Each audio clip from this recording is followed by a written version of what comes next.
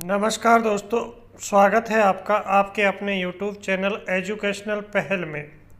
आज educational video की श्रेणी में एक नया वीडियो लेके आए हैं जिसमें आपको बताएंगे राजीव गांधी युवा मित्र भर्ती 2024, यानी कि जो राजीव गांधी युवा मित्र भर्ती थी उसके बारे में डिटेल से आपसे इस वीडियो में चर्चा की जाएगी।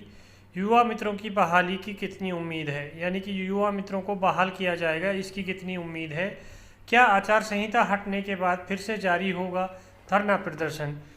इन सब बिंदुओं के आधार पर इस वीडियो में चर्चा की जाएगी। साथ ही आपके जो कमेंट आ रहे हैं कैंडिडेटों के, ज़्यादातर कमेंट हैं, उनके ऊपर भी इस वीडियो में डिटेल्स चर्चा की जाएगी। कृपया आप वीडियो में लास्ट तक बने रहें।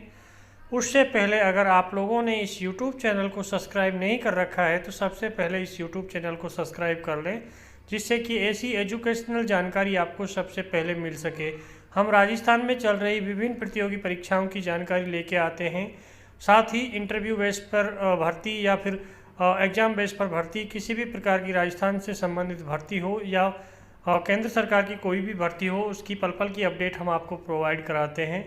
किसी भी कैंडिडेट को किसी भी तरह की कोई समस्या हो वो हमें कमेंट कर सकता है, उसकी समस्या का समाधान करने की पूरी कोशिश की जाएगी। अब वीडियो पे बात कर लेते हैं राजीव गांधी युवा मित्र भर्ती। ये राजीव गांधी युवा मित्र भर्ती थी जो 2023 में संपन्न हुई थी। इससे पहले 21-22 में कैंडिडेटों को 2500 कैंडिडेटों को राजस्थान सरकार ने इसमें ज्वाइन किया था, यानी सेलेक्ट किया था इंटरव्यू बेस के आधार पर। उनके कार्य विभाग को देखते हुए 2023 में राजस्थान सरकार ने फिर से 2500 कैंडिडेटों की नियुक्ति की।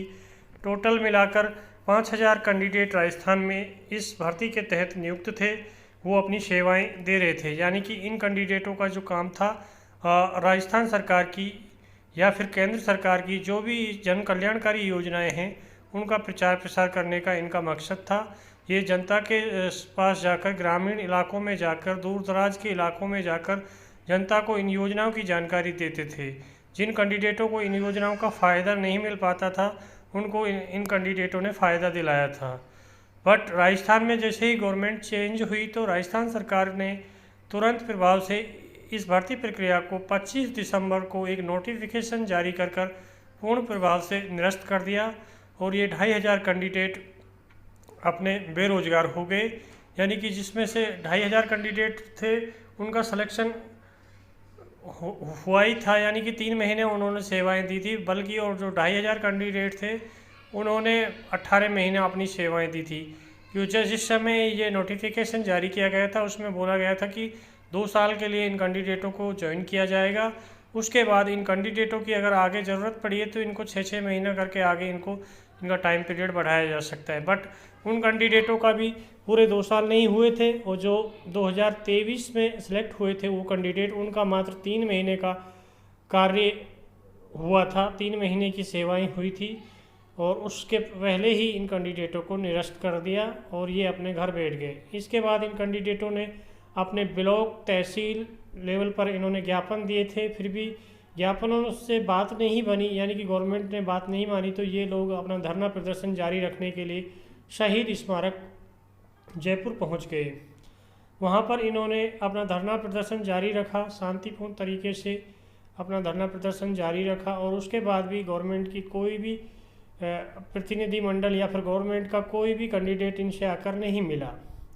और इन कैंडिडेटों ने फिर प्लान बनाया कि ये जो वर्तमान सीएम साहब हैं उनके गांव जाकर, उनके गांव के आवास में जाकर, आवासीय गांव पर जाकर वहां पर अपना धरना प्रदर्शन जारी रखें या उनका वहां पर एक रैली का ऑर्गेनाइज कराएं। तो वो रैली भी इनकी नहीं निकालने दी गई, वहां पर उस रैली को भी बंद करना पड़ा। उसके बाद इन कैंडिडेटों को धरना प्रदर्शन जारी रखते हुए 2 महीने से ऊपर का टाइम पीरियड हो गया था और राजस्थान में लोकसभा इलेक्शन होने थे।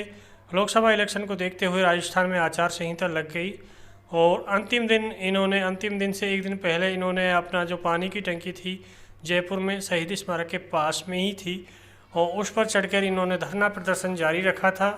वहाँ से इनके ऊपर एफआईआर भी दर्ज की गई थी। बट इन कैंडिडेटों ने जैसे ही अपना धरना प्रदर्शन समाप्त किया गया, इन कैंडिडेटों को बोला गया था कि, यानी कि इन कैंडिडेटों की स्वयं की मांग थी, बोला नहीं गया था कि इन पर कोई एफआईआर नहीं की जाए, साथ ही जो इनकी मांग है वो पूरी की जाए और राजस्थान में आने वाली 8000 पदों पर सीएम फेलोशिप प्रोग्राम के नाम से जो भर्ती होगी उसमें इन कैंडिडेटों को प्राथमिकता दी जाए, ऐसी इन कैंडिडेटों की मांगें थी। बट जैसे ही राजस्थान में आचार संहिता हटेगी और तो उसके बाद पता चलेगा कि गवर्नमेंट इनकी कितनी बातों को मानती है, या इन पर जो एफआईआर होनी थी वो होगी या नहीं होगी, या फिर और जो भी कैंडिडेट इसमें सीएम फेलोशिप प्रोग्राम योजना में इन राजीव गांधी युवा मित्रों को कहां तक प्राथमिकता देने का प्रावधान है। अभी तक के जो नियम हैं उनके अनुसार राजीव गांधी युवा मित्रों को कोई प्राथमिकता मिलने वाली नहीं है, क्योंकि जो सीएम फेलोशिप प्रोग्राम है इसमें एजुकेशनल क्वालिफिकेशन क्राइटेरिया है वो ग्रेजुएशन प्लस ग्रेजुएशन के साथ में 60% अंकों के साथ ग्रेजुएशन होनी चाहिए। वहीं ये राजीव गांधी युवा मित्र जो कैंडिडेट थे वो 12th बेस पे सेलेक्ट थे।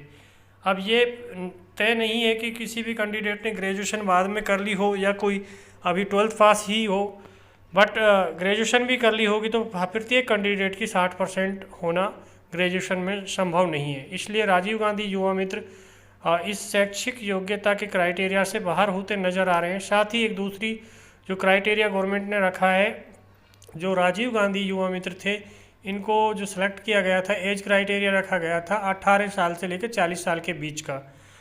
बट जैसे ही ये सेलेक्ट हुए थे और जो अब सीएम फेलोशिप प्रोग्राम के नाम से भर्ती आ रही है उसमें 35 साल मैक्सिमम एज क्राइटेरिया रखा गया है। इसमें भी ये कैंडिडेट ओवर एज के कारण बाहर होते नज़र आ रहे हैं। ये दो क्राइटेरिया इन राजीव गांधी युवा मित्रों को सीधे सीएम फेलोशिप प्रोग्राम से बाहर करते नज़र आ रहे हैं।